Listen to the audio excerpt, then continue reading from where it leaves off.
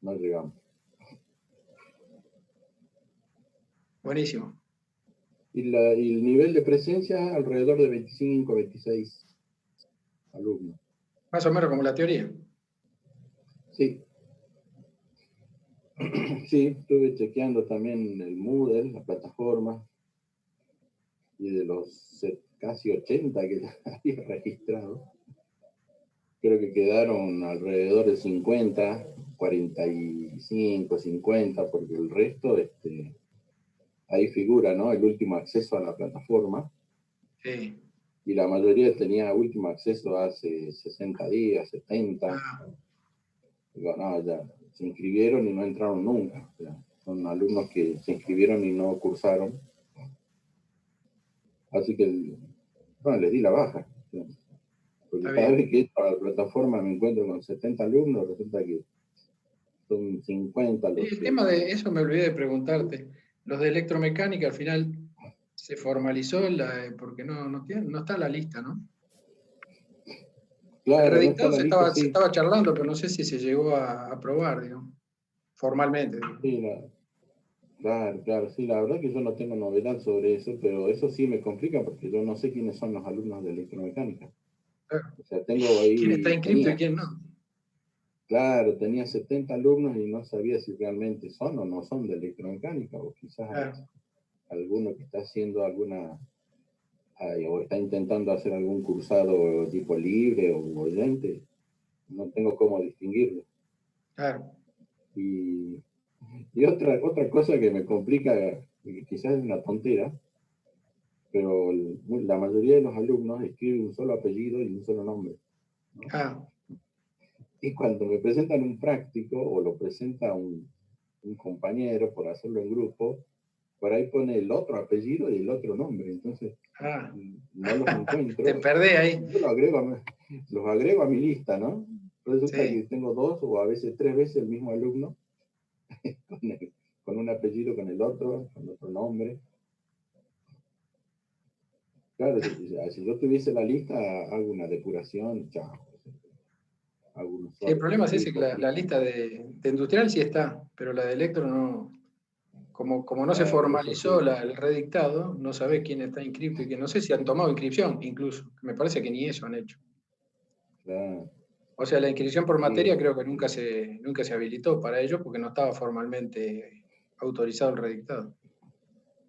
Claro. Y ahora con este despiole de coronavirus, parece... No, este año lo veo complicado, ¿no? No, me parece que no va a haber clase en todo el año.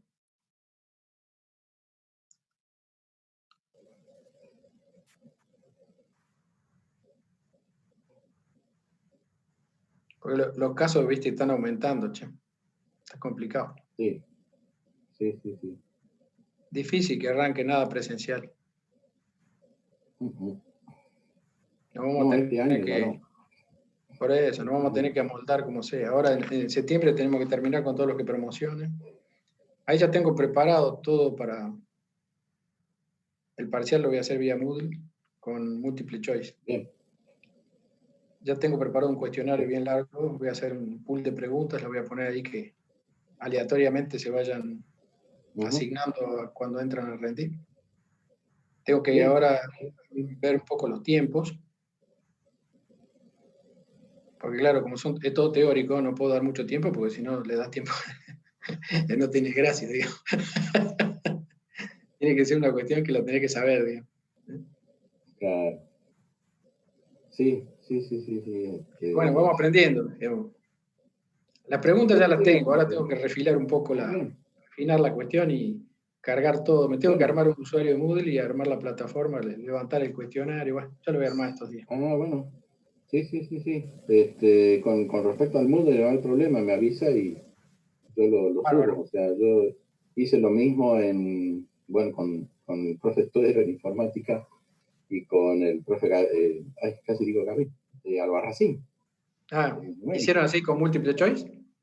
También hicimos, sí, ya evaluaciones con Moodle, con multiple choice y también con donde tenían que escribir directamente. O sea, donde hay que desarrollar. Desarrollar, por supuesto, con teclado, ¿no? No hay manera de hacerlo en manuscrito, ¿no? Claro, claro. O sea, una pregunta así teórica donde tuvieron que desarrollar y escribir directamente en el Moodle, ¿no? Ya queda todo grabado ahí. Claro. Y aleatorio, por supuesto. Sí, obviamente. La pregunta es aleatoria. Sí. Aleatoria, con límite de tiempo. Yo voy a tratar, voy a ver cuando termine, ya terminé casi de armar todas las preguntas con multiple choice. Y ahí voy a decidir si hago alguna cuestión, pero no creo, yo creo que con múltiple choice nos vamos a arreglar, porque es más bien conceptual la cosa, es lo que yo busco, digo. Vamos a ver. Sí, todavía no me decidí. Eso hablábamos Estuve hablando con Américo también, a ver cómo va a ser él, y también todavía no lo tiene 100% definido, pero está en eso. Bueno, yo creo que ya deberíamos ir arrancando, ¿no? Sí. 16 menos 2, 14. 14 participantes. Es suficiente quórum. Ya tenemos más de la mitad tenemos más de la mitad de lo que teníamos la semana pasada. Bueno, con eso más o menos arranquemos.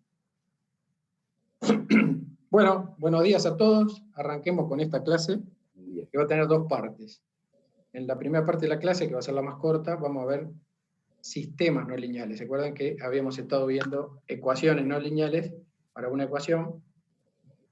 Que la clase pasada ya hicieron el práctico de eso. Y lo que vamos a hacer ahora es generalizar esto para sistemas no lineales. Bien. Todavía siguen entrando, esperen a ver que vamos a seguir admitiendo, porque antes se admitían solo, ahora lo tengo que admitir yo.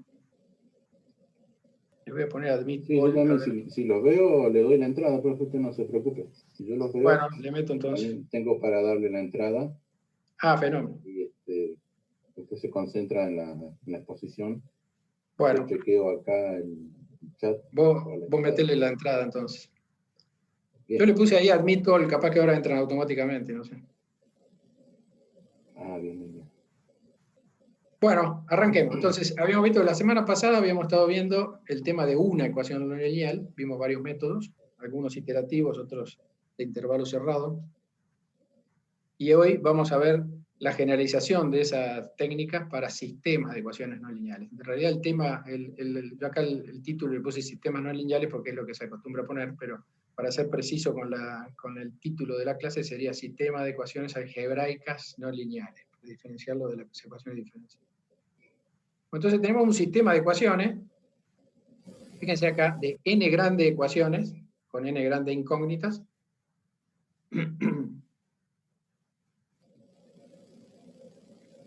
Bien. Entonces tenemos que encontrar un vector, fíjense, x1 asterisco, x2 asterisco, este es el vector solución que estamos buscando. Debemos buscar un vector que resuelva simultáneamente todas las ecuaciones. ¿Está bien? Y el sistema, como ustedes ven, está totalmente acoplado. ¿Qué quiere decir eso? Que cada una de las f depende de todas las variables independientes. Es el caso más general. Puede que no sea así, pero el caso más general es ese. Que cada una de las f depende de todas las x. En consecuencia, no se puede resolver ninguna ecuación en forma independiente de la demás. Hay que resolver todo simultáneamente, como hacíamos con los sistemas lineales, con la complicación en este caso que el sistema es no lineal, es decir, estas x que están acá, o sea, las incógnitas de las ecuaciones, pueden estar elevadas a potencia diferente de 1 o formar parte del argumento de funciones. Eso lo hace que el sistema sea no lineal y es una complejidad adicional, digamos, los sistemas lineales son muy fáciles de resolver desde el punto de vista conceptual. Bien. Bueno, para este problema no existen métodos analíticos disponibles, eso está acá expresado y es claro, si para las ecuaciones no lineales, para una sola, era muy difícil encontrar métodos analíticos, solo unos pocos casos lo tenían, en este caso prácticamente ninguno se va a poder resolver con alguna técnica analítica, tendría que ser un caso muy particular. Bien, entonces vamos a enfocarnos en métodos numéricos, obviamente, que es lo que nos toca a nosotros como esta parte de la materia. Y los métodos más utilizados para resolver sistemas no lineales, que es este caso, son métodos iterativos. Nosotros nos vamos a enfocar en generalizar dos métodos que ya estuvimos viendo, que son el de iteración de punto fijo y el de Newton-Raphson. Los vimos para una ecuación y ahora los vamos a generalizar para un sistema de n grandes ecuaciones algebraicas acopladas. Bien, entonces arranquemos con el primer método, el método de iteración de punto fijo. Entonces primero está ahí el recuerdo de cómo era para una sola ecuación, ¿se acuerdan? Dada la función f de x igual a, la ecuación f de x igual a 0, lo transformamos, ¿se acuerdan? Que la transformación esa siempre era posible. De alguna forma lo transformamos en otra ecuación del tipo x igual g de x. Y bueno, y finalmente proponemos el valor inicial, etcétera, y queda, el algoritmo final quedaba que xn más 1 igual a g de xn. Y eso lo vamos a ir iterando para n desde 1, 2 hasta un tal L que me dé cumplida esta condición. Que dos valores consecutivos en la secuencia iterativa sean muy próximos entre sí. Básicamente, esto es lo que en análisis numérico se dice cuando encuentro dos valores iguales. Como la igualdad no se puede preguntar por el hecho de que las máquinas tienen un error de redondeo propio. Si preguntamos por igual no va a terminar nunca, entonces se pregunta cuando la diferencia entre dos valores consecutivos sea menor que una precisión. Este es un epsilon, no se ve bien ahí la letra. El epsilon es la precisión con la que quiero alcanzar el resultado. Bien. Bueno, para sistemas no lineales, este es muy fácil de generalizar. Hacemos básicamente lo mismo. Cada ecuación del sistema no lineal que teníamos, cada ecuación que teníamos del sistema no lineal que lo habíamos visto en la transparencia anterior, cada una de estas n grandes ecuaciones, las transformamos. Entonces, de la primera despejamos x1, como habíamos hecho con el método Jacobi, ¿se acuerdan? La primera despejamos x1, la segunda x2, etc.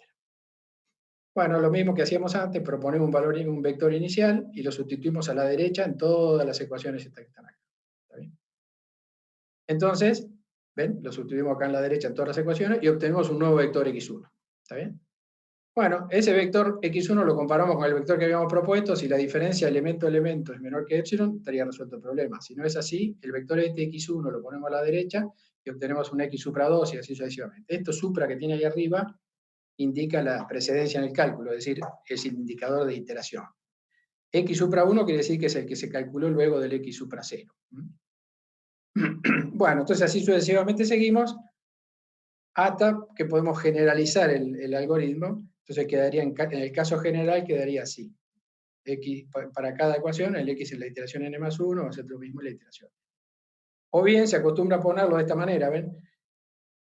Hacemos variable el subíndice indicativo de qué incógnita se trata. Se acuerdan que tenemos n grande incógnitas. Entonces ponemos x sub i en la iteración n más 1 va a ser igual a g sub i con todos en la iteración n. Para ir desde 1 hasta n grande, que son la cantidad de incógnitas que tenemos en la ecuación. Bueno, otra forma de generalizarlo, hay varias. Y esto se va a hacer, fíjense, esto lo vamos a hacer para n de 1, 2, 3. Este n es el de que marca la iteración. ¿Ven? Está acá arriba. Bien, entonces lo vamos a hacer para n de 1 hasta que encontremos un L, es básicamente lo mismo que para una ecuación, tal que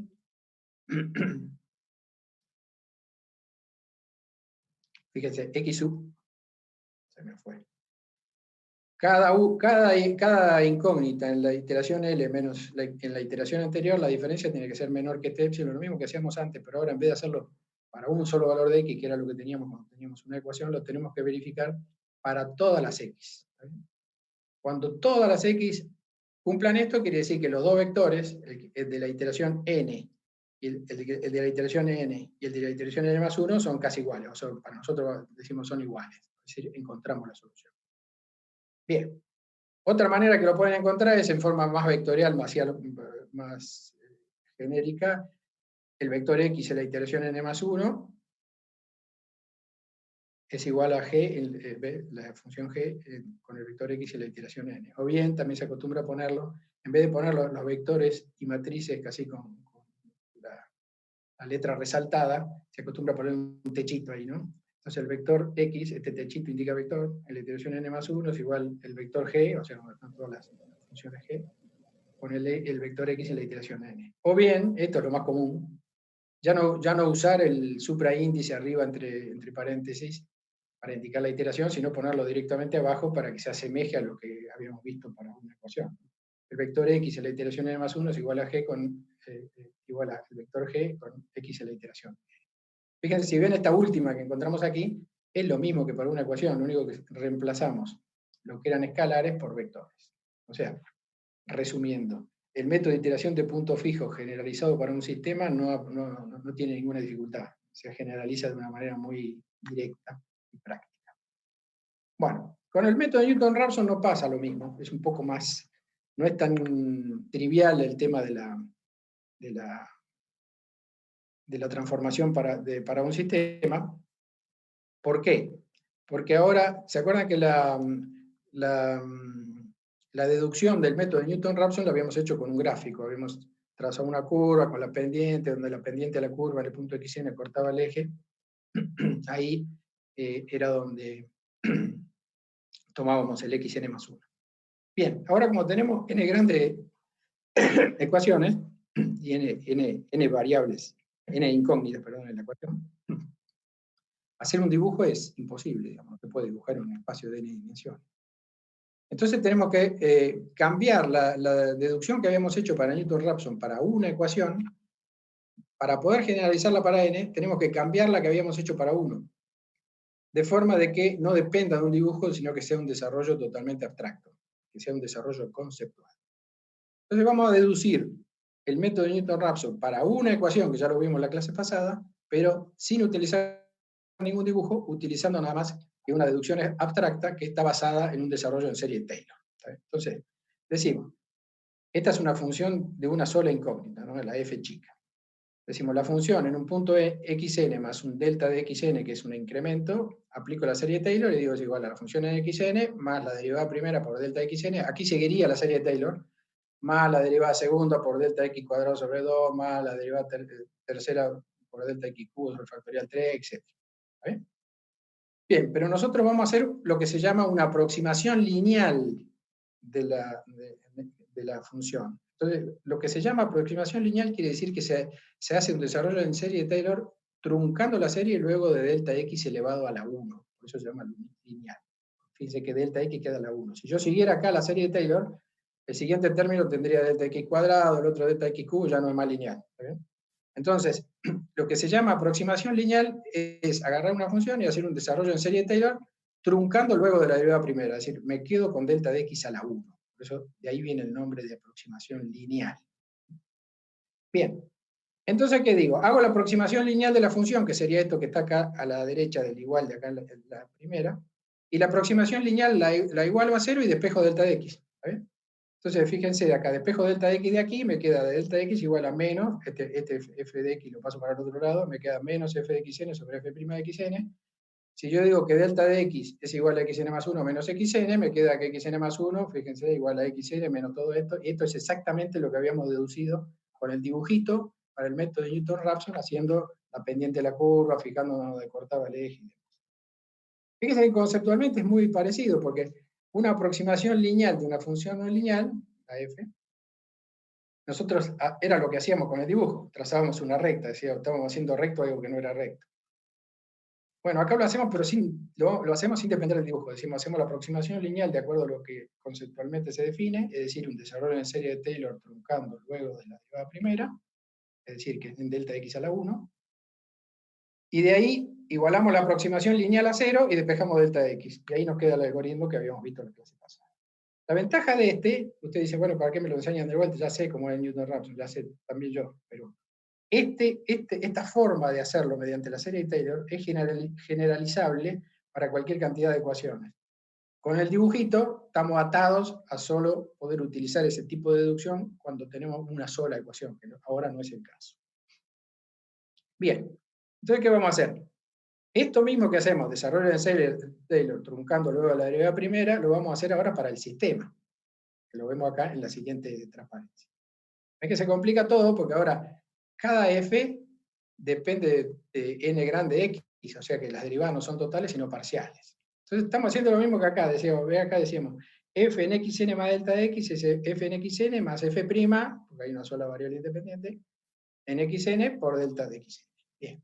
Ahora hacemos parecido lo mismo, pero ahora decimos f1, acá este es el vector xn, más delta xn, que es el vector delta, es igual a f1 en xn más, y ahora tengo que hacer la derivada parcial con respecto a cada uno de los x. la derivada de F1 respecto a X1 evaluada en N por delta X1, así sucesivamente todo, ¿no? Y lo mismo que habíamos hecho antes, fíjense acá, igualamos la aproximación lineal a 0 y despejábamos delta de X, ¿no? Eso es lo que hacíamos. Acá vamos a hacer lo mismo. Igualamos la aproximación lineal a 0, ¿ven? Hacemos lo mismo con F2 hasta Fn. Entonces, todo esto que me queda acá, que lo estoy marcando, estoy marcando el recuadro, podía usar un lapicito, ¿ver? Voy a buscar un lapicito y le voy a marcar. Todo esto que queda aquí a la derecha del signo igual, todo esto, a ver si me sale el dibujo más o menos aceptable. Todo esto, fíjense, es un sistema lineal en delta de X. Entonces, es lo mismo que antes. Igualábamos la aproximación lineal a 0 y despejábamos delta de X, ahora igualamos toda la aproximación lineal a 0 que incluye todos los delta, es el vector completo. Igualamos a 0 y resolvemos ese sistema de ecuaciones lineales, ahora es un sistema lineal en delta, y despejamos delta de X. O sea, resolvemos el sistema lineal y obtenemos delta de X. ¿Está bien? Esa es la idea. Bien. Entonces, fíjense acá. Nos queda un sistema lineal.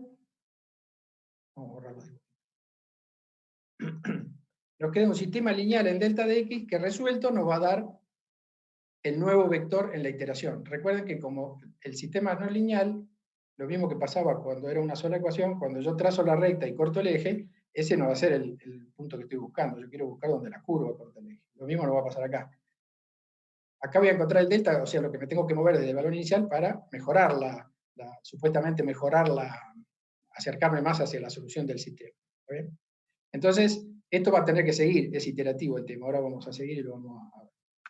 Bueno, vamos a acomodar un poquito la nomenclatura para que sea más fácil seguirlo. Pero recuerden, esta es la forma como se resuelve, hay que resolver este sistema. Analícenlo un poco, van a ver que no es nada complicado esto, porque bueno, F1 evaluado en Xn, recuerden que si yo pongo n igual a 0, que sería el valor inicial, la función F1 evaluada en X0, esto es un número. Agarro el F1, sustituyo por el vector inicial, hago las cuentas y esto es un número. Bien acá, la derivada de F1 con respecto a X1 es una expresión que evaluada en un punto, que es el punto inicial, también va a ser un número. Este también va a ser un número, va a ser la derivada de F1 con respecto a F2, pero evaluada en el punto que yo había propuesto, también va a ser un número. Es decir, son todos números menos los delta. Se me va a quedar un sistema lineal clásico, donde la incógnita es el vector delta. Entonces, esta es la forma como ustedes lo van a resolver en la práctica. Van a plantear el sistema y lo van a resolver. Y van a encontrar el delta. Después vemos cómo sigue.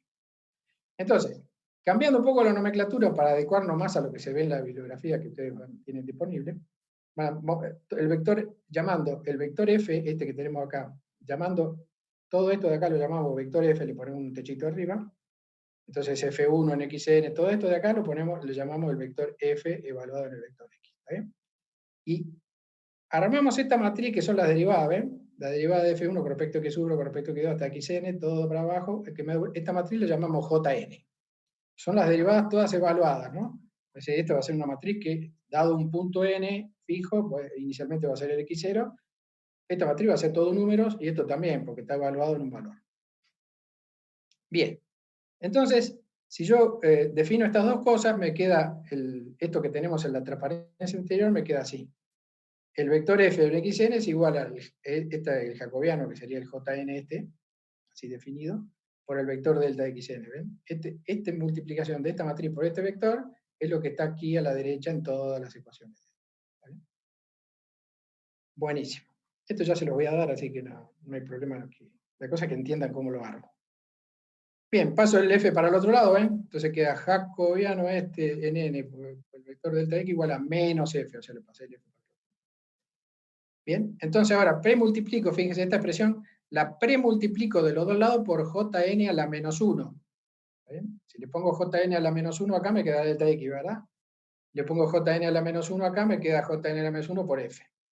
Y ahora, desarmo el delta, como xn más 1 menos xn, y paso el xn para el otro lado. Entonces me quedaría de esta manera, que xn más 1, el vector, es igual al xn, por jacobiano a la menos 1 por f. Entonces este sería el algoritmo de Newton-Raphson para un sistema. Pero bien, no es la forma como se utiliza en la práctica para resolverlo. Fíjense, si yo lo quisiera aplicar de esta manera, tendría que evaluar la matriz J, esta que yo definí acá, esta matriz J, en cada punto, calcularle su inversa, multiplicarla por el vector f. Se puede hacer así, pero no es lo ideal. Digamos. Es más fácil plantear el sistema y resolverlo por Gauss. Digamos, no andar con cosas raras ni metiendo matrices porque digamos, es un trabajo extra que no aporta nada. Desde el punto de vista de la teoría es mucho más elegante plantearlo de esta manera, obviamente, por eso así se hace. Bueno, pero de todas formas es lo mismo, ¿no? Entonces, fíjense acá la secuencia, cómo funciona esto. Como todo método iterativo, tengo que proponer un valor inicial. Bueno, el valor inicial es un vector inicial que le llamo x0. Entonces, es como tomar n igual a 0 en esto que estábamos viendo anteriormente. Luego que está definido ese vector, calculo f de xn y el jn, ¿ven? Que son los que teníamos acá. Calculo este vector y esta matriz. Que una vez definido un punto, dado un punto, este vector y esta matriz, este vector son todos números y esta matriz son todos números también. No hay ninguna cuestión que tenga que sacar nada. Entonces me queda el sistema planteado en delta, es este que está acá, que yo les había marcado con el lapicito. Lo resuelvo el sistema. Una vez resuelto el sistema, tengo que verificar si los deltas son menores que epsilon todos. ¿Por qué? Porque fíjense, si el delta, ¿se acuerdan que cuando era una ecuación parábamos cuando un valor y el anterior, la diferencia entre esos dos valores consecutivos era menor que epsilon?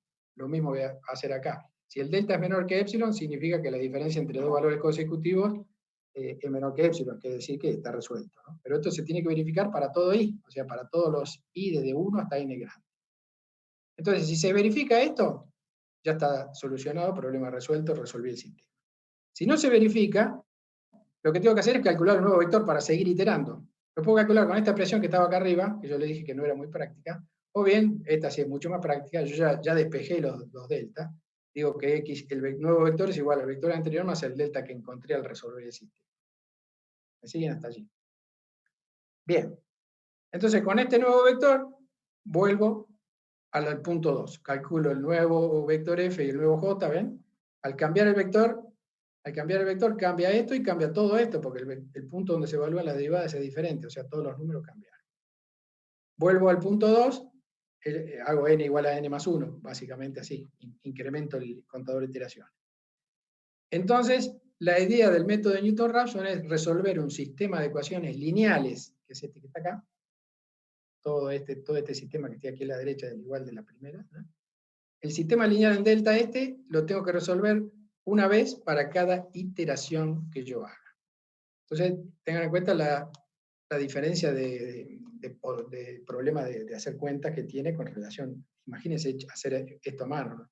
Tenga que hacer 20 iteraciones, tienen que resolver 20 sistemas de ecuaciones lineales para resolver un sistema no lineal, o sea que es un trabajo bastante más pesadito que resolver un sistema cualquiera. Bien, entonces la idea es proponer un vector inicial, plantear el sistema, sería este que está aquí, resolverlo, encontrar los delta. Si los deltas son menores que epsilon, está resuelto. Si no, con el delta que encontré, modifico el vector x, se me plantea un nuevo sistema, porque cambia el f y cambia el j. Con ese nuevo sistema lo resuelvo y encuentro otro delta, verifico y así sucesivamente hasta que se verifique esto. Cuando se verifique esto, ya tengo el sistema resuelto y listo el problema. Problema menos. Bueno, entonces, esto parece complicado, pero realmente no lo es, sobre todo si es un sistema. Si es un sistema chico, yo soy un sistema no lineal de 2x2, de 3x3, resolver el sistema es fácil y todo en realidad es muy sencillo. El sistema lineal es muy grande. En realidad, en ingeniería, sistemas lineales muy grandes no se presentan muy frecuentemente. Es un caso medio raro. Ahora, desde el punto de vista, si los agarra un matemático, le puede plantear un sistema no lineal de 100%. Igual. El tema es que tienen que resolver un sistema lineal de 100% en cada iteración, o sea que es un trabajo de cálculo bastante importante. Pero bueno, usando el método Gauss que tiene un grado de dificultad de NQ1 no es muy problemático. Bueno, con esto termina la primera parte de la clase, es decir, ¿qué vimos hasta aquí? Vamos a hacer un repasito antes de cambiar. Planteamos el sistema no lineal y dijimos que íbamos a ver dos métodos iterativos, en particular la iteración de punto fijo y Newton-Raphson, que habíamos visto para una ecuación, generalizados para un sistema de n ecuaciones algebraicas no lineales. Bien, entonces acá generalizamos el método de iteración de punto fijo, que acá queda, así queda. Y después el método Newton-Raphson, hacemos una deducción abstracta para poder generalizarlo, aplicamos esa deducción abstracta que se forma este sistema de ecuaciones lineales en delta. Y esta sería la secuencia de operaciones que con esto podrían en el práctico hacer una prueba, siguiendo este razonamiento, digamos. Y ahí, bueno, en cierta parte, acá donde dice se resuelve el sistema, acá tienen que usar lo que hicieron en Gauss. Que básicamente, como yo les decía que los sistemas no son muy grandes, es el método más adecuado para resolver el sistema lineal que se genera. Bueno, y si quieren, si se animan, pueden usar Gauss-Jordan y encontrar la inversa y hacerlo de esta manera, como quieran. Digamos, si lo tiene armado el Gauss-Jordan, capaz que lo pueden hacer así. Es un poquito de grado de dificultad, es un poco más alto, pero básicamente, si son sistemas que no son muy grandes, la calidad del resultado no varía demasiado. Bien. Entonces, cambiamos la... Voy a dejar de compartir la pantalla un segundo para poder ubicarme en el otro tema que vamos a empezar a hacer ahora. Ahí lo arranco.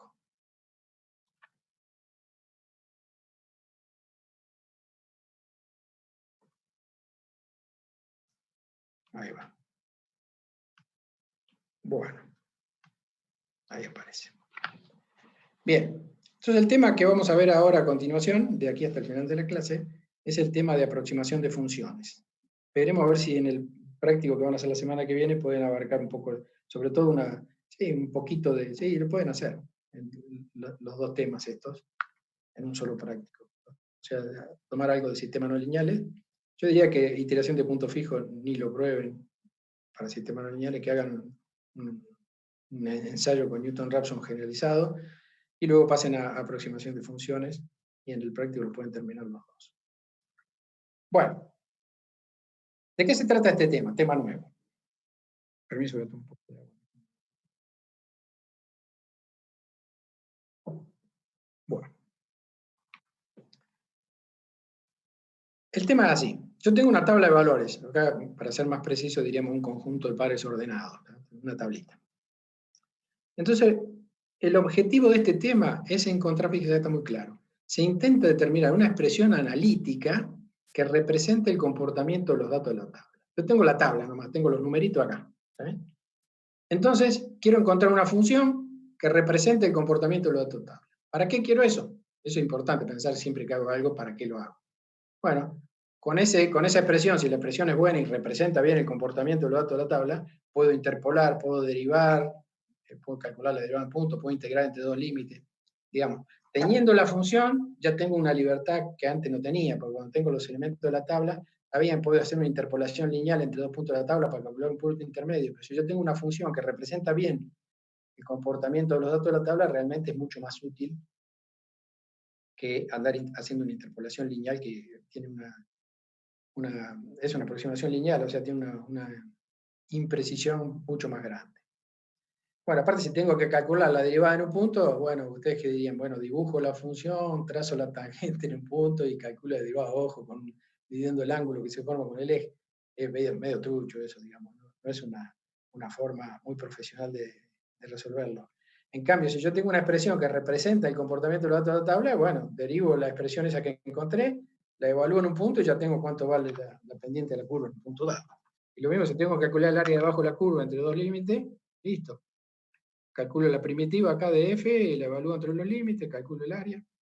Digamos, tengo una libertad mucho mayor teniendo una expresión que representa el comportamiento de los datos de la tabla que trabajar directamente con los datos de la tabla. Si trabajo directamente con los datos de la tabla, estoy muy limitado en cuanto a las posibilidades de operaciones con esa información. Bien, hasta aquí la presentación. O sea, el tema de aproximación de funciones, yo tengo la tabla y tengo que encontrar una expresión que represente el comportamiento de los datos. Esa es la idea. ¿Para qué? Bueno, ahí está, para hacer varias cosas con eso. Ahora viene la cuestión. Dependiendo del origen de los datos de la tabla, se va a determinar la técnica que voy a aplicar. ¿Por qué?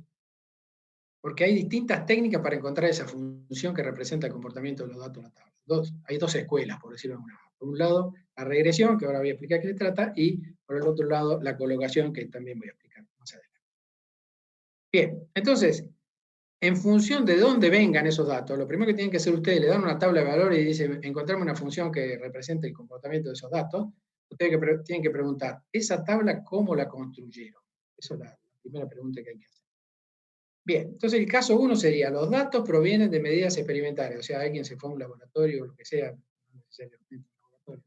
Las medidas pueden ser medidas de presión con un manómetro, puede ser de medida de longitud con una regla, un centímetro, un calibre, lo que fuere. Todo eso se consideran medidas experimentales. O sea, yo tomo supongo que X es una temperatura y Y sea una longitud, es un fierro que se dilata cuando lo caliento. Entonces, los X los mido con un termómetro y los Y los mido con una regla, por decirles una cosa sencillita. Bien, entonces, si los datos provienen de mediciones experimentales, la técnica a utilizar se denomina regresión. ¿Por qué es esto? Bien, ustedes razonen un poquito. Si los datos provienen de mediciones con cualquier instrumento que sea, toda la tabla te llena de errores. Porque yo mido con una regla y tengo un error ahí con la precisión de la regla que estoy usando. Uso un termómetro, el termómetro no es exacto tampoco, tiene una variación ahí, no mide exactamente la temperatura. Y con cualquier cosa que haga pasa lo mismo. Si es una concentración de un producto, tengo que hacer un análisis para calcular la concentración de ese producto y puedo meter la pata en el medio. Todo dato experimental está sujeto a errores propios de la experiencia. Entonces, los datos de la tabla, en el caso de que provengan de medidas experimentales, están contaminados con error todos los puntos de la tabla. Entonces, ¿qué pasa?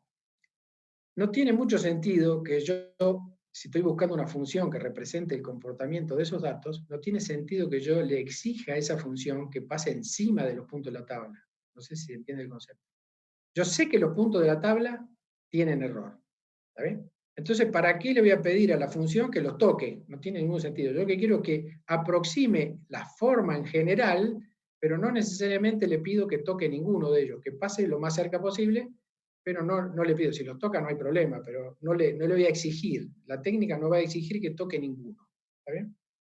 Y esa técnica es la que se denomina regresión, y es especialmente apta para tratamiento de datos experimentales.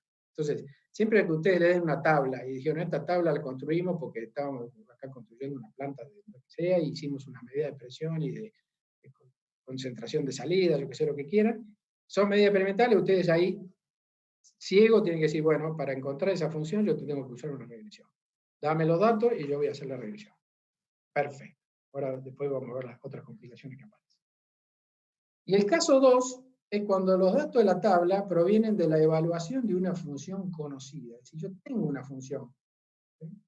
La tengo, pero la función es muy complicada. De repente no la puedo derivar, no la puedo integrar, no tiene primitiva, yo qué sé.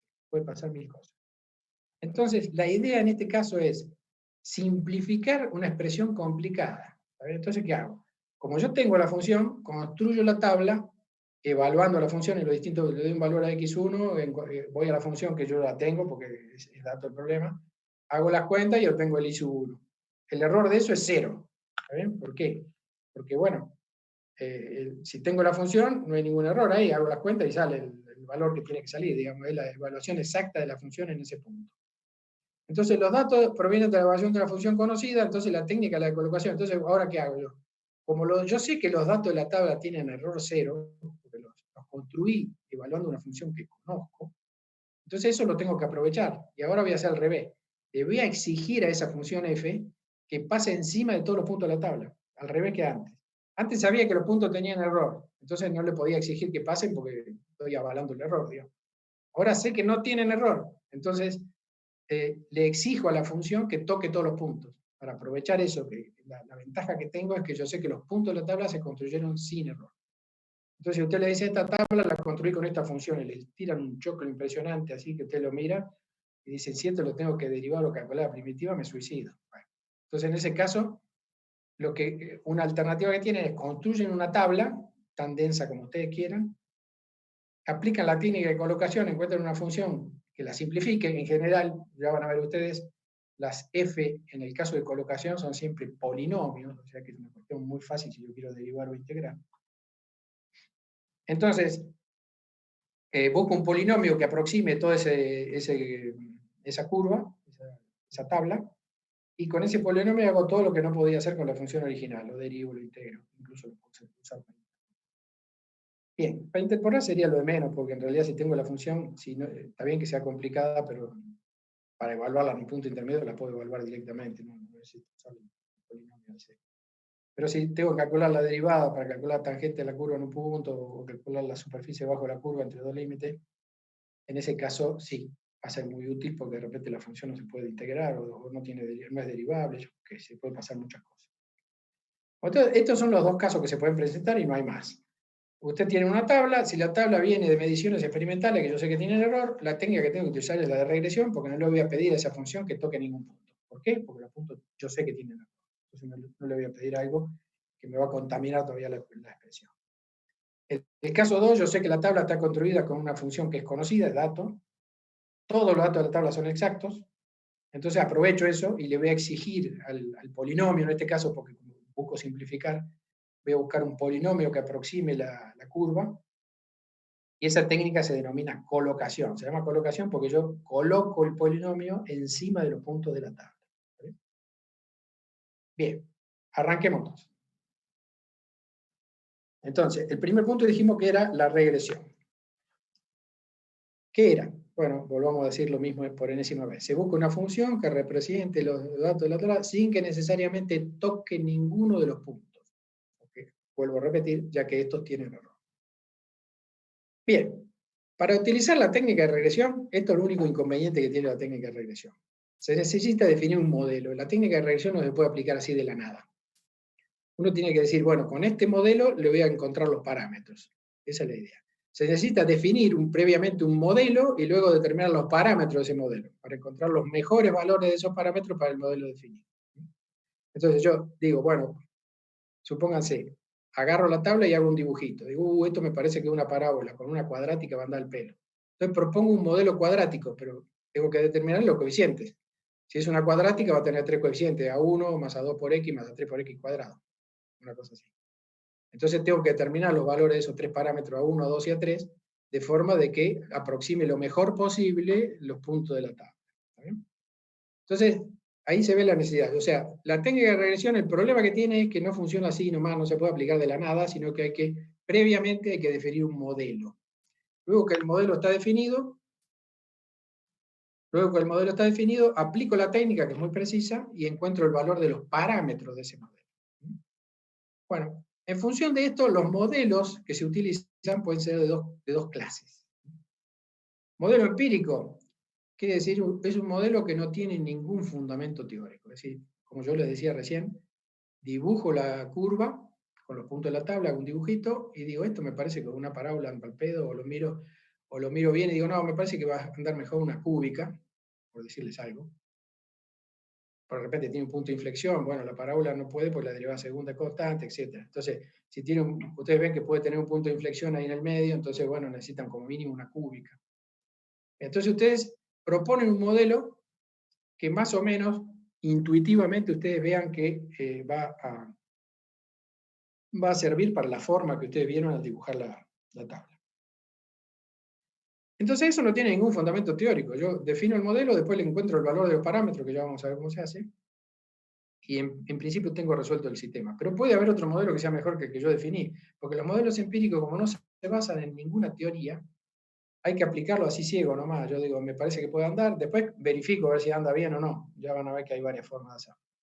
Pero inicialmente yo propongo el modelo, le encuentro el valor de sus parámetros y tengo herramientas, digamos, que me permiten determinar si esa aproximación fue adecuada o tengo que buscarme otro modelo, porque de repente no sé. Bien, y por otro lado hay otro tipo de modelos que se llaman semi-empíricos. Bien, ¿cómo funcionan estos modelos semi-empíricos? Bueno, supóngase, yo la tabla la construyo en función de un fenómeno que es conocido y tiene una teoría que lo avala. Entonces yo ya sé cómo tiene que ser la forma de esa tabla porque hay una teoría que indica que funciona de esa manera. Entonces, como yo ya sé la forma, ya el modelo lo tengo, la forma del modelo. Me falta encontrarle el valor de los parámetros del modelo. Entonces voy a poner ejemplo de los dos. Entonces, primero decíamos el modelo empírico, no se basa en ninguna teoría. Entonces yo miro la tabla y digo, me parece que va a andar una cosa así. Fíjense, el I con el techito arriba significa el I calculado con el modelo. El I sin el techito arriba, el I, sin el techito arriba, es el I de la tabla. Cuando yo le pongo el techito encima, significa el I calculado con el modelo que yo propongo. Entonces, el I calculado con el modelo lo voy a calcular de esta manera, supóngase, se me ocurrió así, ¿no? Sacó de uno, digo, bueno, me parece que este anda. No me pregunten por qué, pues si me ocurrió a mí, quiero probar que a mí se me ocurre que puede andar, viste, cuando es una intuición, digo, a mí me parece que esto anda bien. Entonces lo mando, digamos. Pero no hay ninguna teoría que avale esto. ¿Por qué tiene esa forma? Y yo qué sé, se me ocurrió. Eso es todo lo que puedo decir. Es solo una propuesta mía, ¿no? Mediante la regresión voy a encontrar el valor de los parámetros. Los parámetros son estos tres que están aquí. A1, A2 y A3. Perfecto. Bueno, entonces son los modelos empíricos. Son muy, a ustedes les parece que es una truchada eso del modelo empírico, pero se usa un montón, ¿no? Incluso si ustedes van ahí, ahora ya cada vez se usa menos las tablas, pero en una época la capacidad calorífica de los materiales tenían así expresiones de este tipo que eran modelos empíricos con que habían hecho medidas de laboratorio y habían determinado la capacidad calorífica, cómo variaba con la temperatura, y eran todos así de este tipo. Entonces, se usan bastante, son útiles, pero no le busquen teoría, porque no la hay. Y usted dice, ¿por qué tiene esa forma la expresión? Y yo qué sé, porque se le ocurrió al que la propuso, y la probó y andaba bien, yo qué sé. No hay mucho para decir. Bueno, se usan bastante, son muy populares. Modelo semi-empírico, que sería otro caso, donde la forma viene dada por la teoría y yo tengo que calcular los parámetros del modelo. Bueno, este es un caso muy típico. Es la velocidad de una reacción química. Yo construyo la tabla, por un lado pongo la temperatura absoluta, que es esta sería la variable independiente, la T esta que está acá, es la temperatura absoluta en grados Kelvin. Entonces la tabla sería así. La tabla sería acá T, acá T y acá la velocidad de reacción. Entonces, yo digo, la velocidad de reacción es igual a 1 por E a la 2 por T. ¿De dónde saco esto? Bueno, hay una teoría, que es la famosa teoría de Arrhenius, que está muy, muy probada y que las velocidades de las reacciones químicas responden a esta expresión. El problema es que yo no sé cuánto vale ni a 1 ni a 2. Este parámetro y este parámetro no tengo ni idea cuánto vale para mi caso particular. Yo sé que cumplen todas las velocidades de reacción química, siguen esta forma. El problema es que para cada caso particular, de la reacción química, de qué se está tratando, estos parámetros cambian. Entonces, ¿qué voy a hacer? ¿Ven? La velocidad varía con la temperatura de esta forma. Hay una teoría que lo avala, que es la teoría de Arrhenius que yo le decía. Entonces, mediante la técnica de regresión, yo voy a determinar el valor de estos dos parámetros, A1 y A2. Pero la forma no es esta propuesta tirada de los pelos como esta que yo había hecho acá arriba, porque se me ocurrió a mí. Acá no, acá hay una teoría muy sólida que avala que esto funciona de esta manera, digamos, y se ha comprobado en miles de casos. O sea, la forma ya está dada, es esa. No hay mucho para inventar. O sea, tengo que respetarla la forma porque es la que la teoría avala. Lo que no tengo ni idea para mi caso particular es cuánto valen los dos parámetros de estos que están acá. Entonces, lo que voy a hacer mediante la técnica de regresión es encontrar el valor de los parámetros. Bueno, una vez que está definido el modelo, pueden resultar dos cosas. Que la regresión, ¿ven? Puede resultar que el modelo sea lineal en los parámetros, que es el caso de acá arriba. ¿Ven? Que, fíjense, cuando yo hablo de modelo lineal o no lineal, me estoy refiriendo a los parámetros, ¿no? Fíjense acá, no tiene nada que ver que la variable esté elevada al cuadrado o a la 5 medio acá. Todos los parámetros están elevados a la 1, ¿lo ven ahí? Los parámetros están elevados a la potencia 1. Por eso se dice que el modelo es lineal en los parámetros. Si los parámetros están elevados a la 1, no hay ningún problema. Y en este caso el modelo es no lineal. ¿Por qué? Porque ¿se acuerdan la definición de lineal o no? Decíamos, algo es no lineal cuando la incógnita está elevada a potencia distinta de 1 forma parte del argumento de una función. Bueno, el parámetro A2 forma parte del argumento de una función, está en el exponente de la exponencial. Entonces este segundo caso es un modelo no lineal en los parámetros. Es el caso 2. Entonces, la técnica cambia totalmente, es decir, si el modelo es lineal en los parámetros, es bastante más sencillo, que ahora lo vamos a desarrollar, y se encuentran fácilmente los valores de los parámetros 1, 2 y 3. Si el modelo es no lineal en los parámetros, ya es un método iterativo más complicado. En este año muy particular no lo vamos a desarrollar en la regresión no lineal, porque si no... Entonces, se los comento porque es así. El modelo puede resultar lineal o no lineal. O sea, modelo no lineal empírico, muy difícil que ocurra, porque si el modelo es empírico, que yo le decía, no está basado en ninguna teoría, el que propone el modelo, por una cuestión de comodidad, ni se le va a ocurrir proponer un modelo no lineal porque le va a costar mucho más trabajo encontrar el valor de los parámetros. Entonces, cuando el modelo es empírico, generalmente, yo no digo porque no quiero decir siempre, porque siempre hay un descolgado y se le ocurre proponer un modelo no lineal, no hay problema con eso. Pero la gran mayoría de las veces va a resultar, si el modelo es empírico, va a resultar que es lineal en los parámetros. Ahora, cuando el modelo es semiempírico, si hay una teoría que lo avala, puede ser lineal o no, depende de la teoría, digamos. La teoría me dice así, y bueno, si es lineal será lineal, si es no lineal será no lineal, no hay mucho para agregar. Y eso ya no lo puedo cambiar. Pues si la teoría me dice que la forma es esa, muy mal de mi parte si no la respeto. ¿Ok? Voy a perder calidad en el resultado. Bien, entonces, recapitulando, para utilizar la técnica de regresión se usa cuando la tabla se construye con valores experimentales. Bien, ¿por qué? Porque los datos de la tabla tienen error y la técnica de regresión no exige que la función que yo determine toque ninguno de los puntos. ¿Está bien? Entonces, como los puntos tienen error, no los quiero tocar. Todo muy bien. Entonces, para utilizar la técnica de regresión necesariamente tengo que proponer un modelo. Bueno, ese modelo puede ser modelo empírico, es un modelo que no está avalado en ninguna teoría, simplemente es un modelo que propongo yo arbitrariamente sin ningún fundamento porque se me ocurrió en ese momento. O de repente lo estudié, lo dibujé, yo qué sé, lo que quieran ustedes. Pero no, es un modelo que no tiene ninguna teoría atrás. O el modelo semi-empírico, que la teoría me dice la forma y yo mediante la regresión le encuentro el valor de los parámetros. ¿Está bien? Se llama semi-empírico porque hay una parte experimental que es construir la tabla y hay una teoría que me dice la forma es esta. Bueno, con la tabla y la forma aplico la regresión y encuentro el valor de los parámetros. Bueno, entonces en función del modelo que se proponga o que resulte, si es semi-empírico, la regresión puede ser lineal en los parámetros, que sería el caso 1, que todos los parámetros están elevados a la 1, o no lineal en los parámetros, que sería el caso 2, donde uno de los parámetros está metido en el argumento de una función. Bien, sigamos. Entonces ahora vamos a concentrarnos en la regresión lineal en los parámetros, que es lo único que vamos a ver este año. Bien, entonces para empezar, planteo un modelo lineal en los parámetros general.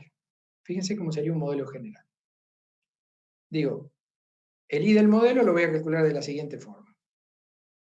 Fíjense, todos los parámetros de A1 hasta A sub P están elevados a la 1. Por eso digo que el modelo es lineal en los parámetros. Esas F que están ahí pueden ser cualquier cosa. Si a mí no me interesa si la F tiene una exponencial, una trigonométrica, una potencia o es un 1. Me da lo mismo. ¿Está bien? Todas las F pueden ser de cualquier forma, que sean lineales, complicadas, sencillas, no interesa. La forma como se hace la cuenta es la misma. Lo único que me interesa en el modelo lineal de los parámetros genérico es que todos los parámetros tengan que estar elevados a la potencia 1. Así es como tengo que aplicar la técnica. Y los F, esos pueden ser cualquier cosa. Por ejemplo, una recta, F1 va a ser igual a 1 y F2 va a ser igual a X. Sí. XY. Si es una parábola, una cuadrática, sería F1 de XY va a ser igual a 1, F2 de XY va a ser igual a XY y F3 de XY va a ser igual a XY al cuadrado. Fácil de ubicarse. Bien, entonces, esto es importante que lo tenga siempre presente. Para poder aplicar la técnica de regresión, la cantidad de parámetros a determinar tiene que ser en cantidad menor que los datos de la tabla. Es decir, yo no puedo plantear un modelo con 20 parámetros y tengo 3 puntos en la tabla. Estoy en el horno, no puedo hacer nada. ¿Está bien? Entonces, en general todavía es al revés. Se busca que la cantidad de parámetros a determinar sea mucho menor que n. N, recuerden, son los datos de la tabla. ¿Está bien? Y P, la cantidad de parámetros que yo quiero determinar. ¿Está bien? Entonces, en general se busca, por ejemplo, si yo tengo una tabla con 100 valores, de repente busco 3 parámetros. O sea, lo que se busca en general es que la cantidad de parámetros a determinar sea mucho menor que n. Se obtienen resultados de mucho mejor calidad de esa manera. Bueno, entonces, ¿cuál es el objetivo nuestro? Es encontrar los mejores parámetros para el modelo propuesto. O sea, yo una vez que propongo el modelo, ¿se acuerdan que el modelo, si es empírico, lo propongo arbitrariamente, si no me lo da la teoría? Entonces, lo que quiero encontrar es los mejores parámetros para que el modelo aproxime los datos de la tabla con mejor precisión. Entonces, Dado el modelo, yo voy a encontrar el valor de los parámetros que optimice, por decirlo, o minimice la diferencia entre el I calculado mediante el modelo y el I de la tabla que viene de la medición experimental. Bueno, entonces tengo que minimizar la diferencia entre el I de la tabla y el I del modelo. Entonces, ¿qué hago? Bueno, planteo lo que por ahí se llama varianza, bueno, lo que vieron en estadística, que no son todos, ya lo tienen más asumido. Yo le voy a llamar suma de cuadrados para no introducir definiciones que no pertenecen a esta materia. Bueno, entonces planteo el S cuadrado ese que está ahí como la sumatoria, fíjense, de 1 hasta n, de la diferencia entre el I de la tabla y el correspondiente calculado con el modelo elevado al cuadrado. Como son todos cuadrados, ¿está bien? Las diferencias se acumulan, claramente. Entonces, el mejor modelo será el S cuadrado más chico, obviamente, ¿no? Entonces, aprovecho eso y voy a buscar el conjunto de parámetros, los parámetros son desde A sub 1 hasta sub p. Voy a buscar el conjunto de parámetros que obtenga un mínimo en S cuadrado. Entonces, una vez fijado el modelo, yo determino el modelo que voy a utilizar y voy a encontrar el valor de los parámetros de ese modelo de forma de que S cuadrado presente un mínimo para ese modelo. ¿Está bien? Entonces, con esos valores voy a hacer, digamos, esos valores son lo más que puede dar el modelo. Propongo un modelo y digo, lo mejor que puedo hacer con este modelo es usar estos valores de los parámetros. Si la aproximación igual es mala, es porque el modelo es malo. Eso es otro problema. Bien.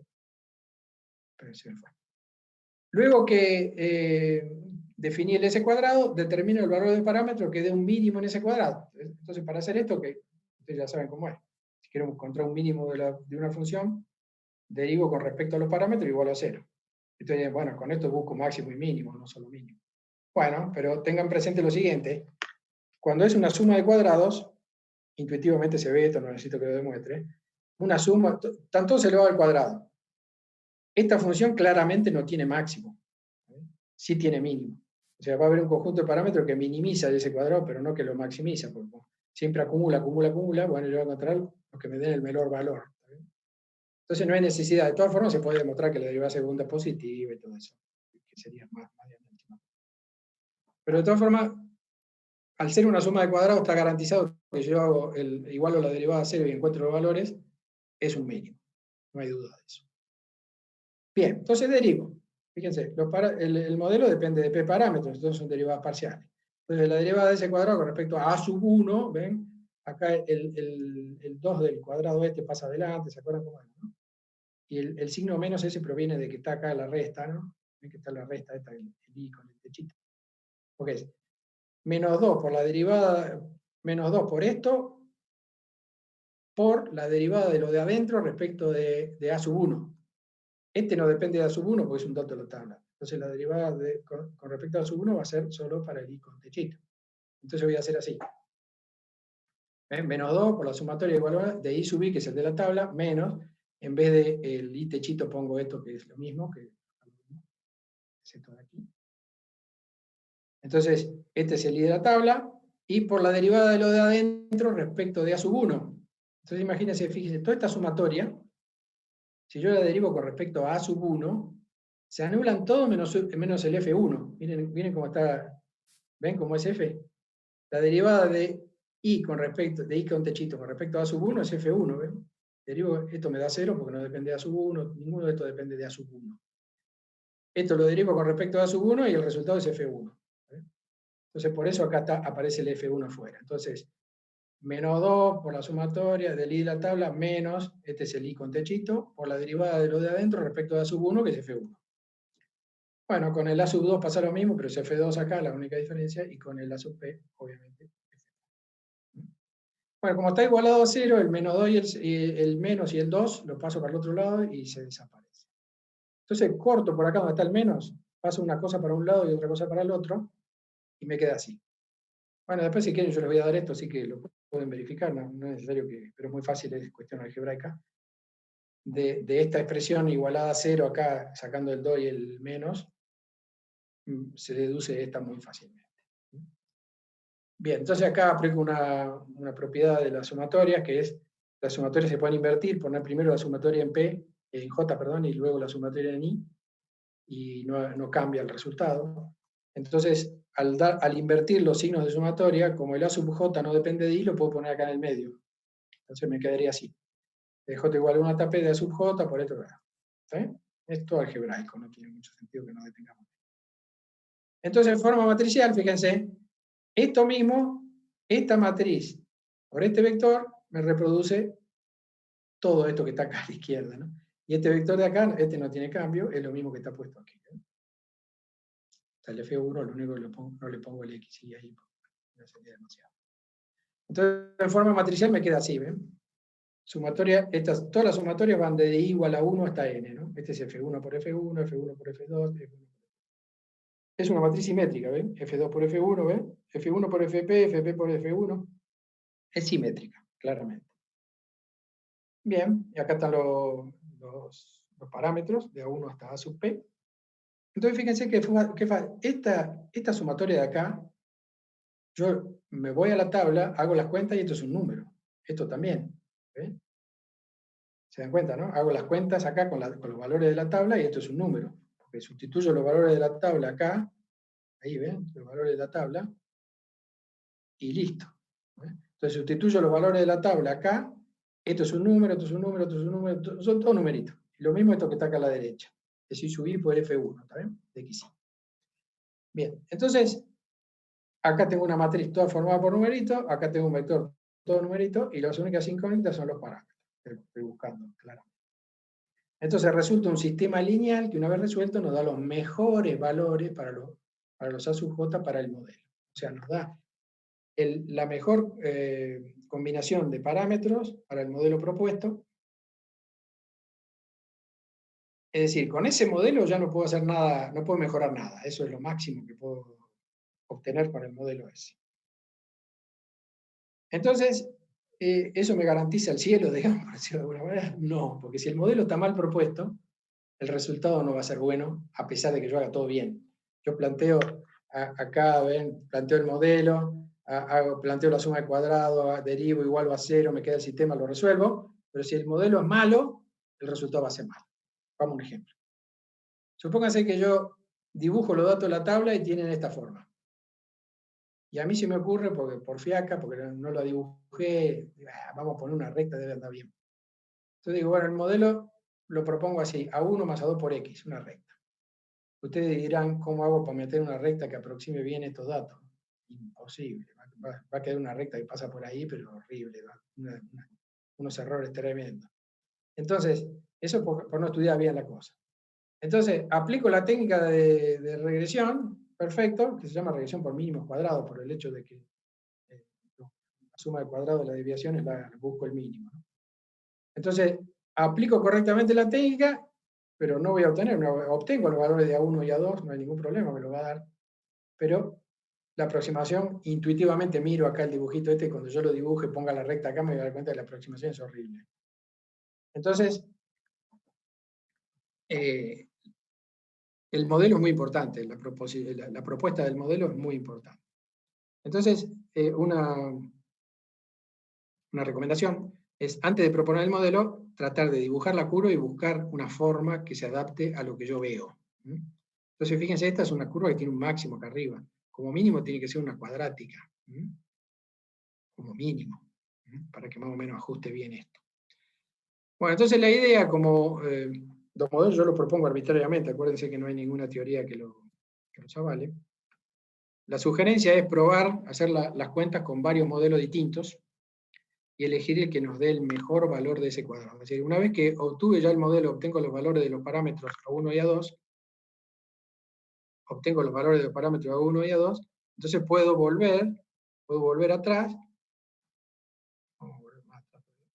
puedo volver con el modelo ya determinado con A1 y A2, puedo hacer la cuenta y calcular el valor de ese cuadrado, con los datos de la tabla, ¿verdad? Bueno, si propongo otro modelo, hago lo mismo y calculo ese cuadrado. Entonces, digo, con este modelo me dio un valor de ese cuadrado, con este modelo me dio otro valor distinto de ese cuadrado. ¿Con cuál me voy a quedar? Claramente con el que me dé el S cuadrado más chico, o sea que tiene menor diferencia entre los valores de la tabla y el valor de I calculado con Bueno, entonces eso es una prueba y error que hasta ahí vamos a llegar nosotros en nuestra materia, ¿no? Es decir, proponemos un modelo, calculamos el S cuadrado, proponemos otro modelo, hacemos las cuentas, calculamos el otro S cuadrado, comparamos, decimos, este es mejor que este, etc. Pero los que hayan visto estadística, que no son todos porque los de Electro no tienen, en estadística se utiliza, lo voy a nombrar nomás, se utiliza lo que se denomina coeficiente de correlación. Esto es más interesante porque es un número que varía entre 0 y 1. El 0 significa que los puntos son una nube aleatoria, no tienen ninguna relación entre sí, en consecuencia no hay manera de correlacionarlos. O sea, yo propongo un modelo y el coeficiente de correlación me da 0, quiere decir que el modelo que propuse no tiene nada que ver con los datos de la tabla. Y 1 quiere decir correlación perfecta, es decir, propongo un modelo, hago la cuenta y me justo la dibuja tal cual la cosa rara de encontrar. Bien, pero eso me da una idea. Si está cerca de 1, significa que el modelo es adecuado y la aproximación fue buena. Si me das lejos de 1, significa que el modelo no era adecuado o que los puntos estaban... Recuerden que la tabla la construyo con datos experimentales. Si cada punto tiene mucho error experimental, nunca voy a obtener una buena aproximación. Entonces, la idea del coeficiente de correlación que se usa en estadística, si ustedes tienen oportunidad de calcularlo, no es muy complicado, pero bueno. Para calcular el coeficiente de correlación les comento, para los que sepan cómo se calcula. Para calcularlo se utilizan los elementos de la diagonal de la inversa de esta matriz que está acá. O sea, esta matriz que yo planteo para encontrar el valor de los parámetros, recuerden que eran todos números, ¿no?, que se construyen con la tabla. Si yo hago la inversa de esa matriz, los elementos de la diagonal de la inversa, aplicando una formulita adecuada, nos permite calcular el coeficiente de correlación ese que yo les comento. No lo vamos a ver este año, pero para que lo sepan. Entonces, ese coeficiente de correlación es muy interesante porque no necesito comparar. ¿Se acuerdan que yo propongo un modelo? Hago las cuentas, calculo ese cuadrado, propongo otro modelo, calculo ese cuadrado, me quedo con el que da más chico, pero no sé, no tengo idea, capaz que los dos son malos. Entonces, si el coeficiente de correlación me da 0,99, 95, yo ya sé que es bueno, no tengo que seguir buscando más nada. Entonces, es muy útil el coeficiente de correlación, obviamente excede los límites de la materia esta, que no es estadística, obviamente, yo voy a entrar en detalle en eso. Pero es importante que lo tengan presente. Bien. Bueno, ahora vamos al otro caso que era, ¿se acuerdan? El de colocación. Pero en vista de la hora vamos a hacer un descanso ahora de 10 minutos, 10 minutitos nomás, y continuamos con colocación, que es lo último que vamos a ver en el día de hoy. ¿Ok? Bueno, nos retiramos un ratito. Son 11:15, 11:25, volvemos todos. Traten de no rajarse. Así, nos vamos un rato y volvemos.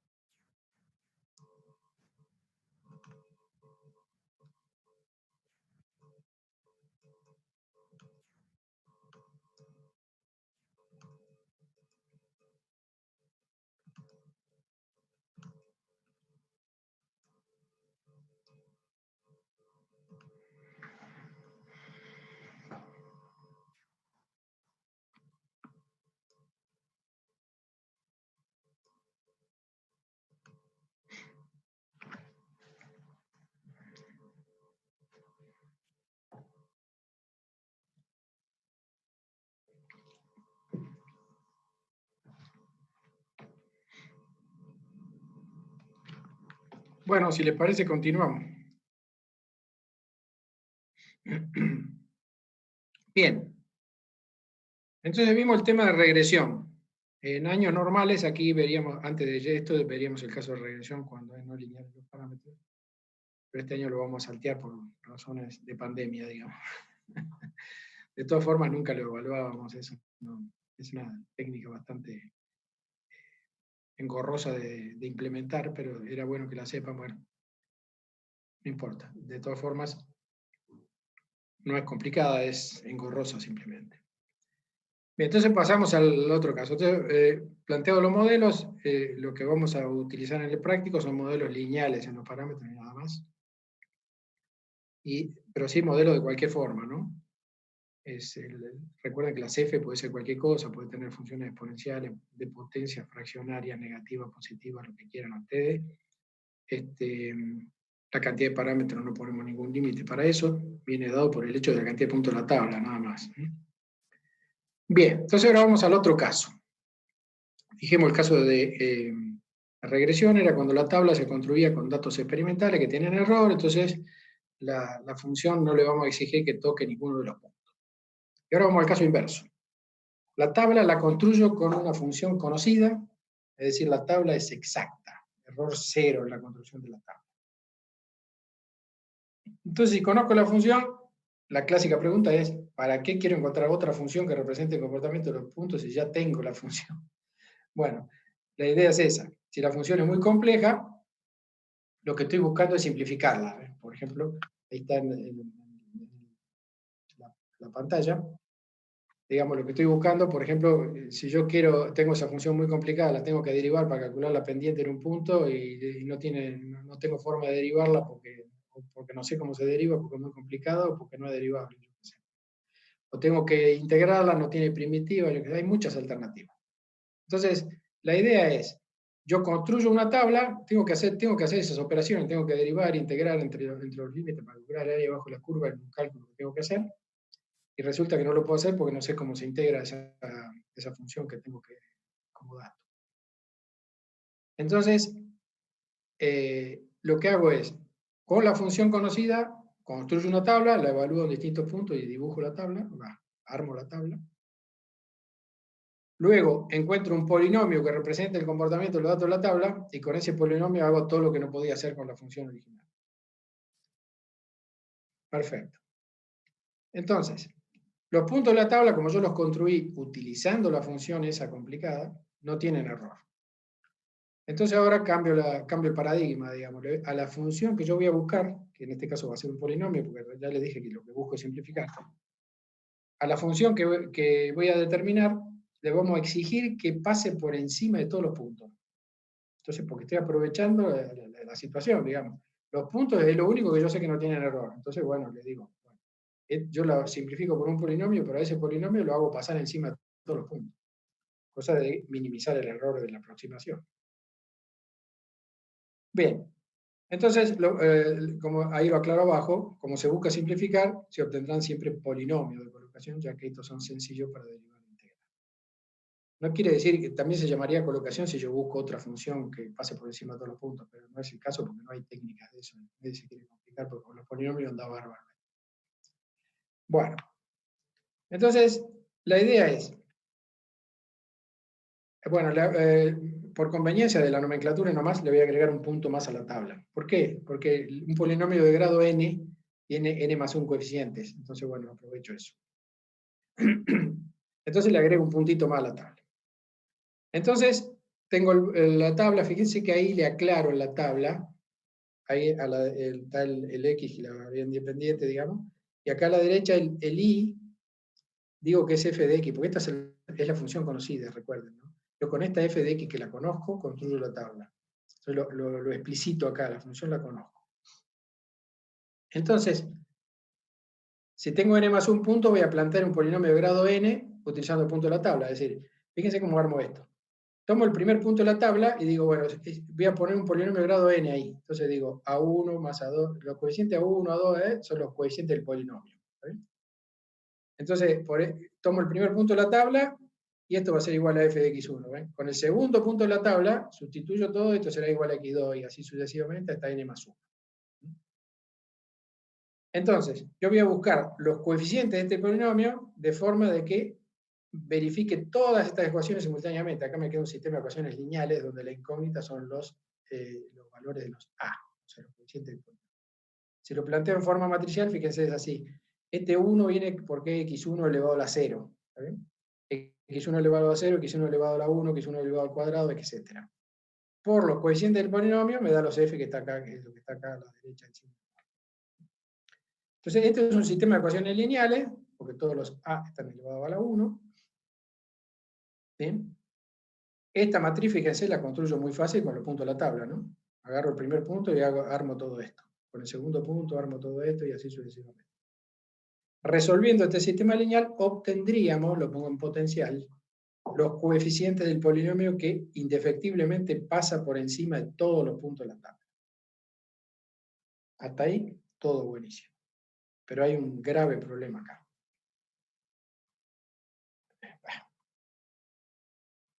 Esta técnica no es escalable. ¿Qué quiere decir eso? Que si yo tengo muchos puntos en la tabla, supóngase, si tengo 100 puntos en la tabla, o 101, pongamos, me va a quedar un polinomio de grado 100, voy a tener que determinar 100 coeficientes, 101 coeficientes. Entonces, no es escalable porque la matriz de los coeficientes, que es esta que teníamos acá, esta es la matriz de los coeficientes, que se construye con los puntos de la tabla, la matriz de los coeficientes tiende a hacerse singular cuando n crece, por las limitaciones de la computadora. Fíjense acá, eso lo van a entender fácilmente. Supónganse que n sea 100. ¿Está bien? Perdón. Sí, n sea 100. Acá, claro, acá dice lío con el... Se confunde el exponente con el subíndice, van y parta. Eso fue un error, no lo debería haber dicho así. Pero bien. Entonces, este es el exponente y... Sí, no, pero es lo mismo, claro, sí, este es n más 1, sí, está bien. Es el mismo valor, no me confundí, estaba bien. Entonces, fíjense acá. Si n es 100, la columna de al lado, esta es la columna con x a la 100, toda esta, y la columna de al lado va a ser x a la 99. Ustedes piensan que una computadora de las actuales, yo agarro un número, lo elevo a la 99, y el mismo número lo elevo a la 100, voy a ver qué calculó la computadora y me voy a dar cuenta que el valor es el mismo. Porque la computadora, recuerden, trabaja con un número finito de cifras significativas. Me va a poner 1, un montón de números, pero supóngase 20 cifras significativas por día la algo. Y el x a la 99 va a ser el mismo número, porque, digamos, la precisión de la máquina es tal que no puede distinguir entre ese mismo número a la 99 y a la 100, porque se le sale de los números, de la cifra significativa que tiene. Entonces, cuanto más grande sea la matriz de los coeficientes esta, peor es el problema. Si tenemos pocos puntos, supongamos que tenemos una matriz acá de 10 por 10, no hay problema. X a la 9 y x a la 10 lo va a distinguir cualquier computadora. Pero x a la 99 y x a la 100, ya ahí va a tener problemas, se le van a entrar a mezclar los cables por una cuestión de limitación. Por eso pongo que, acá lo pongo en potencial, porque no sabemos en el futuro a las computadoras qué va a pasar, digamos. Con la precisión actual, que trabajan con un número de cifras significativas promedio, digamos, lo normal es trabajar con 18 o 20 cifras significativas. Con la situación actual de la tecnología no lo pueden distinguir y esta técnica no funciona. En el futuro no sé. Entonces, esta técnica no es mala, teóricamente es muy sólida, es muy fácil de plantear, fíjense, planteo este sistema lineal, lo resuelvo y ya está. Pero recuerden, esta técnica sirve cuando tengo, yo debería usarla hasta un máximo de 10 puntos en la tabla, 15 máximo. Porque ya ahí se entran a mezclar los cables, depende de la precisión con que yo trabajo. Entonces, por eso se la desecha, porque cuando yo preparo una técnica, quiero encontrar un polinomio que represente el comportamiento de los puntos, no puedo decir, pero ojo que la tabla no puede tener más de 15 puntos, porque ya sería una técnica muy trucha. Entonces, si yo hago una técnica, tiene que ser una técnica que sirve para cualquier cantidad de puntos que sea la tabla, tenga 1, tenga 5 o tenga 1000. Y claramente en el caso de cosas, si yo pongo la columna x a 999 y al lado la de x a la 1000, para la máquina va a ser lo mismo. Y ustedes saben que si una matriz tiene dos columnas iguales es singular, Si la matriz es singular, no se puede resolver el sistema este. Listo. No puedo encontrar el valor de los parámetros. Bueno, entonces se buscaron alternativas a eso. Digamos, presentó el problema, que no sé a quién se le habrá presentado, pero en algún momento se le habrá presentado que no podían resolver el sistema ese.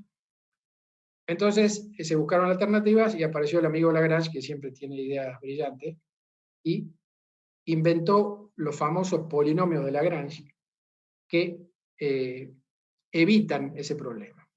Veamos cómo es el tema. ¿Cómo se construye un polinomio de Lagrange? Bien, un polinomio de Lagrange de grado n se construye de la siguiente forma. Primer coeficiente, fíjense acá, tengo n binomios, ¿ven? Fíjense que el x menos x1 no está, es decir, cuando el coeficiente es el C1, falta el x menos x1. Cuando el coeficiente es el C2, acá falta el x menos x2, ¿ve? Que pasa del 1 al 3. Cuando el coeficiente es el n más 1, no está el n más 1. ¿Ve?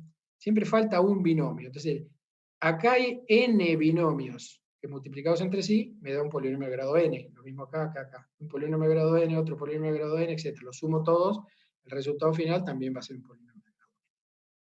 Entonces, coeficiente 1 por todos estos binomios que conforman un polinomio de grado n. ¿Cómo se construye? Salteándose el x menos que corresponda con el coeficiente que estoy utilizando. Si es el C1, no está el binomio x menos x1.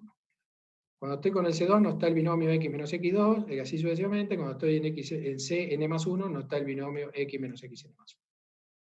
Bien, esto también lo puedo poner de la siguiente forma. ¿Ven?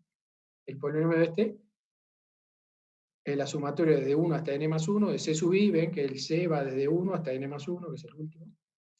Y acá por la productoria, fíjense, de j igual a 1 hasta n menos 1 con j distinto de i. Me estoy salteando el que corresponde al coeficiente. Por x menos xj. ¿Está bien? Este le puse una llamadita acá porque lo voy a usar más adelante. Entonces fíjense qué interesante cómo funciona esto de Lagrange. No era ningún gil. Entonces, si yo quiero calcular el iésimo coeficiente del polinomio, iésimo, entonces en vez de x pongo x sub i. ¿Está bien? Que va a ser igual a f de x sub i, ¿se acuerdan que? Vamos acá. Acá. El i es el f de x, ¿no? Entonces, el polinomio evaluado en xy va a ser igual a la función evaluada en xy, porque eso le vamos a exigir. Va a ser igual a c sub i, que es todo lo que está acá. Fíjense que acá desapareció la sumatoria. ¿Por qué desapareció la sumatoria? Piensen un poquito. Cuando yo estoy haciendo la sumatoria acá, fíjense, si yo la evalúo en xy, todos los binomios estos están multiplicados. El único que no va a tener el x menos xy, que lo anularía todo, va a ser el iésimo. Entonces, si yo digo f de x1, el único que no tiene es el primero. Todos los demás tienen x menos x1. Si yo pongo acá x1 en vez de x, sustituyo acá p evaluado en x1, acá me queda x1 menos x1, acá me queda x1 menos x. Se me van todos los términos menos el que tiene el c1. ¿Vale? Entonces, cuando yo pongo f polinomio evaluado en x sub i, toda la sumatoria desaparece menos el iésimo, que es el que queda, porque es el único que no tiene el binomio xy menos xy, anularía todo el término. Entonces, el polinomio evaluado en xy va a ser igual a la f en xy, porque eso es lo que estamos exigiendo, y va a ser igual a c sub i, porque se anulan todos los otros sumando de la suma. Bien, entonces fíjense que es violada, porque acá, si esto es igual a esto, yo despejo de acá c sub i y le paso dividiendo toda la productoria acá, ¿no? Y ya está, yo ya sé cómo calcular los coeficientes del polinomio y no tengo que resolver ningún sistema. Entonces no hay problema, hay ningún sistema, ninguna matriz se me va a hacer singular porque no necesito de ninguna matriz. Yo calculo los coeficientes de esta manera. Entonces esto es válido para i desde 1 hasta n más 1. Esta es la manera como se calculan los coeficientes. ¿Ven? ¿Cómo se calcula? Con todos los datos de la tabla. Quiero calcular el primer coeficiente, tomo el f de x1 y ahora esto ya me va a dar laborito porque la productoria desde 1 hasta n más 1, salteándome el iésimo, y tengo que hacer las cuentas con estos binomios, ¿no? Entonces, para calcular ese 1 va a ser x1 menos x2, x1 menos x3, etc. Hay que hacer cuentas, muchas cuentitas, ¿no? Pero en realidad son cuentas sencillas, entonces ahí es el f dividido esta productoria, hago la cuenta y saco el c sub 1, el coeficiente 1 del polinomio. Volvamos para atrás. Tengo el coeficiente 1. Lo mismo hago con el coeficiente 2, con todo. Una vez que tengo todos los coeficientes, hago todas las cuentas desarrollo, agrupo por potencia, digamos, y obtengo un polinomio de grado n que pasa por todos los puntos de la tabla indefectiblemente, no se saltea ninguno. Bien, entonces para que quede un poco más como se usa, digamos, me voy a acercar a lo que van a encontrar en la bibliografía. Esta es la manera como se calculan los coeficientes del polinomio. No tiene mucho invento esto. Quiere calcular el coeficiente 1, sustituyen acá y hacen las cuentas, chao. Las cuentas son engorrosas, ¿no? Si tienen que hacer a mano y la tabla tiene 10 puntos, se vuelven locos haciendo x1 menos x3, x1 menos x4. Hay que hacer un montón de cuentitas, es fácil meter la pata, bueno, por eso hay que organizarse bien. Bueno, entonces, si yo sustituyo este C sub i, por eso le puse acá el unito, acá tenemos C sub i, ¿ven? Lo sustituyo por esto que acabamos de encontrar, por todo lo que está aquí adentro. Este C sub i lo sustituyo por todo esto.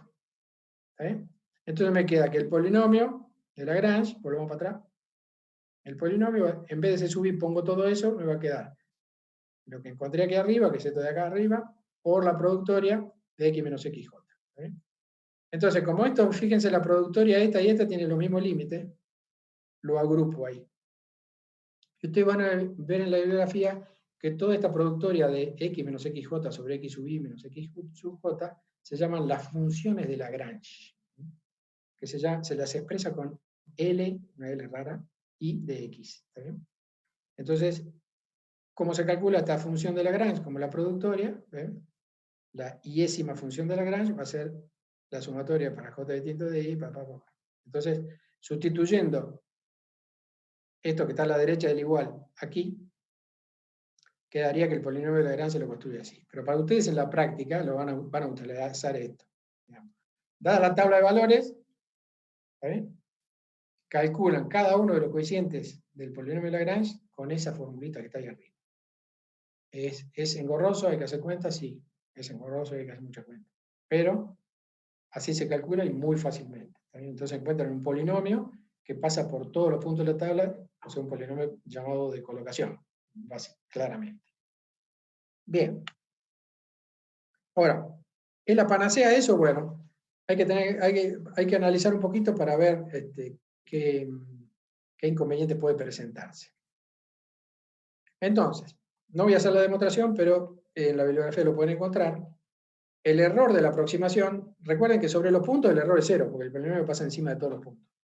Pero entre un punto y otro tiene un error que se puede calcular, se demuestra que se calcula de esta manera. Fíjense, acá en el numerador están todos los binomios, desde el 1 hasta el n más 1. El denominador es n más 1 factorial, y esta es la derivada de orden n más 1 evaluada en un punto intermedio. Corta el teléfono.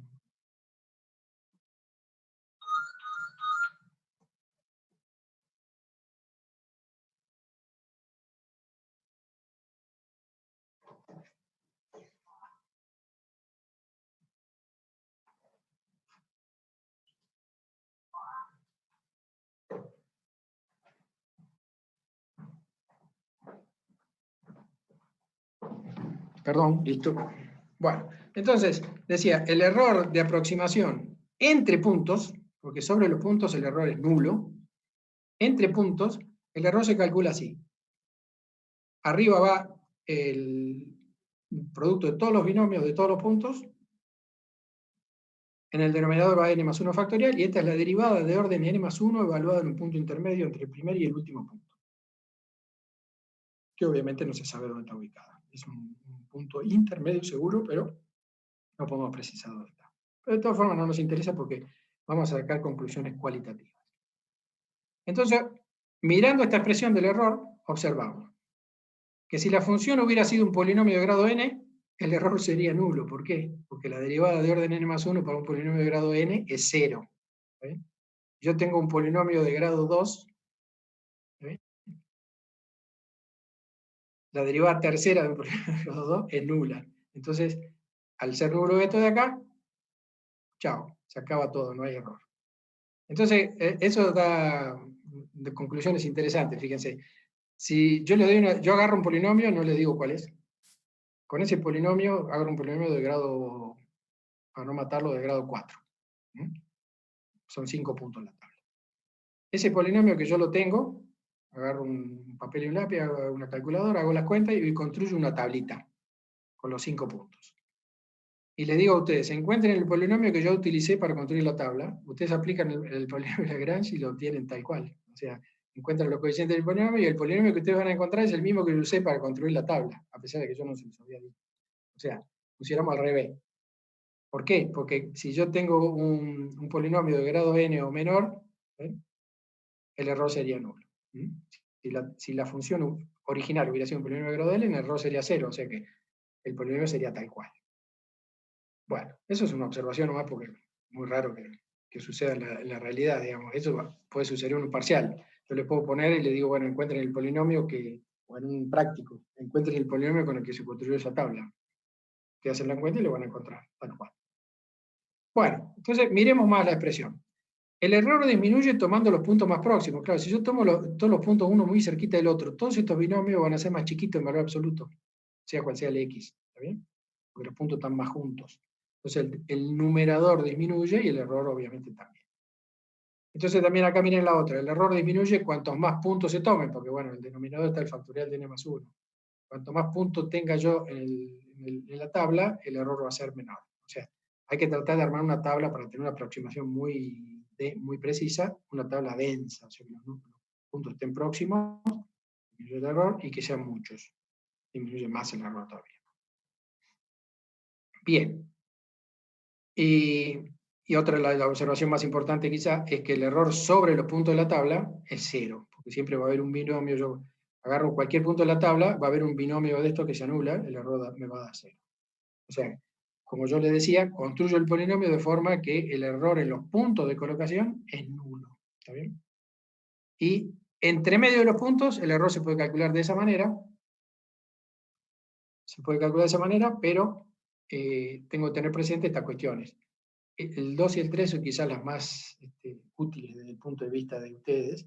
Si quieren hacer una aproximación de una función complicada, les conviene tomar los puntos cerca uno de otro y muchos puntos. Entonces, la diferencia entre la función de origen complicada, ¿se acuerdan que no la podían derivar, etcétera? Con el polinomio de aproximación va a ser, si yo observo los puntos 2 y 3, va a ser una aproximación muy precisa. Y voy a poder verlo tranquilamente. Bueno, con esto terminamos la clase de hoy. Entonces, ahora van a quedar en manos de Néstor para hacer el práctico correspondiente a sistemas no lineales y aproximación de funciones, regresión, la próxima semana. Y de esa manera completaríamos este tema, y nosotros el jueves próximo empezamos con el último tema que vamos a ver, que va a ser el de ecuaciones diferenciales, que es un poquito más largo quizá. Quizá nos lleve 2 clases, no sé si 3, pero 2 seguro, y la última clase, que va a ser el 27 de agosto, la dejaríamos para hacer una especie de clase consulta previa a las evaluaciones que vamos a hacer para promocionar a los que corresponden. Así que con esto terminamos. Si alguien quiere hacer alguna acotación, que la haga. Ahí estaba viendo en el chat que me decían que sí, que electromecánica sí tiene estadística, que los que no tienen son los de ingeniería química y solo ingeniería química es que no tiene, ¿no? Y sí. Bueno, entonces van a poder calcular el coeficiente de correlación, entonces, que es lo más útil, ¿no? Bueno, con esto me despido. Gracias a todos por escuchar y nos veremos la semana que viene, jueves, con nuevo tema. Bien. Espero que, Néstor, espero que puedas armar un buen práctico. No creo, es bastante largo, ¿no? Pero yo creo que se puede manejar. Sí. ¿Puedo llamarlo en un ratito? Sí, cuando quieras. Así te hablamos sobre práctica. Bárbaro. Bueno, adiós a todos, chao, que anden bien.